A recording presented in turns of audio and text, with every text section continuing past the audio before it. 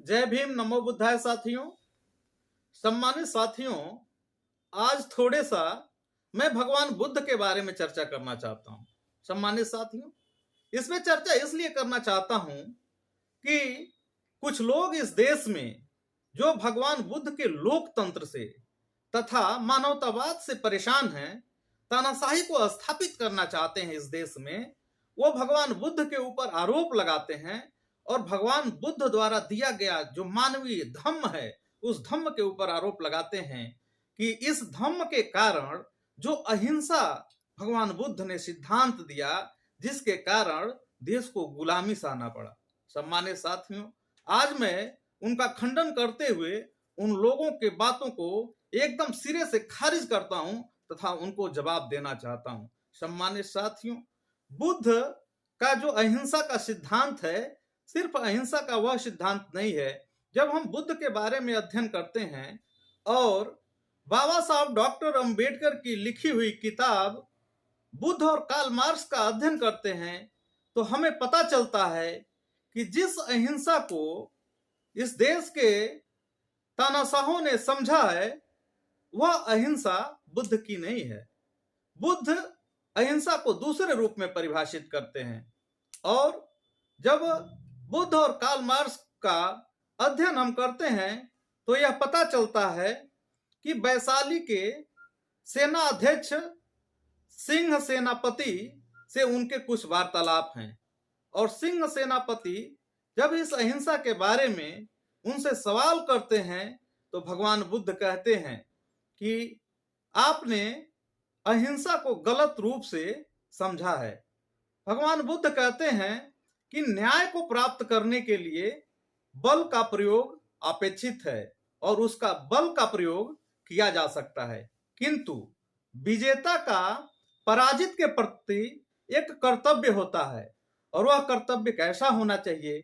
विजेता को अपने पराजितों के प्रति एक मैत्री, संवेदनशील तथा मानवीय कर्तव्य होना चाहिए। उसके साथ जो आचरण करना है, हमें बिल्कुल मानवतावाद के आधार पे आचरण करना है, न कि तानाशाही के आधार पे, क्योंकि तानाशाही के आधार पे आचरण करने से कभी भी पुनः उससे आप समझौता नहीं कर सकते हैं और निश्चित रूप से पुनः आप मानवतावाद के विचारधारा को स्थापित नहीं कर सकते हैं। तानाशाही से सिर्फ खून खराबे होते हैं और मानवता का हनन होता है। इसलिए हमेशा विजेता को पराजित के प्रति जो कर्तव्य होते हैं उसका निर्वहन अवश्य करना चाहिए। इससे साफ प्रतीत होता है कि भगवान बुद्ध ने बल प्रयोग मना नहीं किया है, लेकिन बल प्रयोग को न्याय के लिए उचित माना है।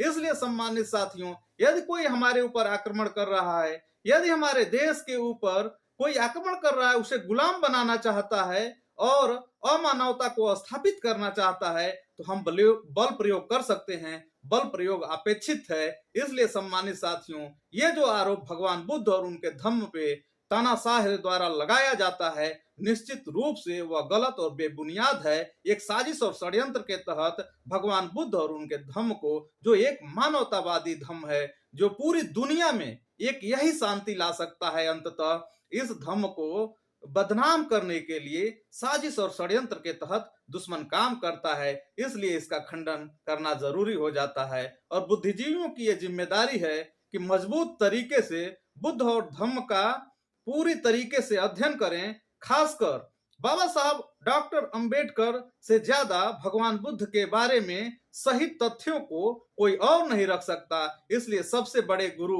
भगवान बुद्ध को बताने के लिए बाबा साहब डॉक्टर अंबेडकर हैं। सम्मानित साथियों, आपसे निवेदन है कि उन्हीं की किताब लिखी हुई बुद्ध और कार्ल मार्क्स को भी यदि आप पढ़ लेते हैं तो आपको कुछ जानकारियां हो जाएंगी, लेकिन बुद्ध के बारे में ज्यादा जानकारी यदि आप चाहते हैं तो बुद्ध और उनका धम्म आपको अध्ययन करना ही होगा। इसलिए आप सबको यह मेरा रिक्वेस्ट है, अनुरोध है कि एक बार इसे पढ़ करके और दुश्मनों के बातों का खंडन जरूर करें। जय भीम, नमो बुद्धाय।